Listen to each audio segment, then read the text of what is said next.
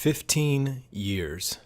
15 long years. Vampire The Masquerade Bloodlines was released in 2004. This action role-playing game was presented in both first and third-person perspective. Unfortunately, fraught with development issues, the game was released incomplete and buggy, selling fewer than 80,000 copies. As a result, developer Troika closed their doors in 2005. However, the game became a cult classic, landing itself securely on many best RPG of all time lists. It continues to experience fan development, patches, restorations as it has for the past 10 years. The game received critical praise for its storytelling and systems in spite of its technical and gameplay issues and bugs. A deep respect for White Wolf's source material let players choose one of the clans, develop those unique disciplines, level up their character with the same attributes and abilities we all know,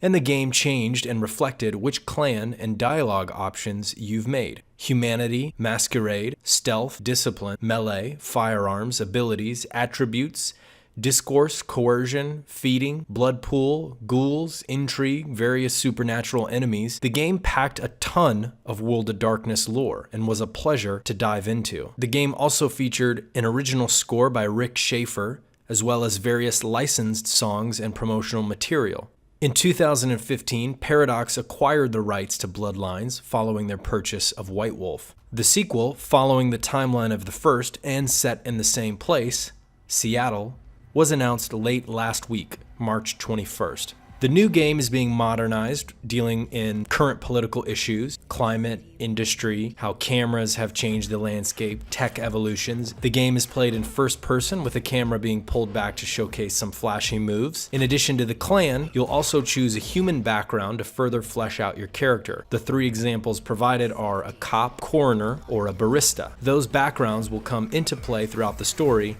and affect some of the dialogue that you have. You'll start as a thin blood, a vampire not born into a clan. You'll experiment and ultimately choose one of three starting disciplines: gliding, turning into mist, or telekinesis.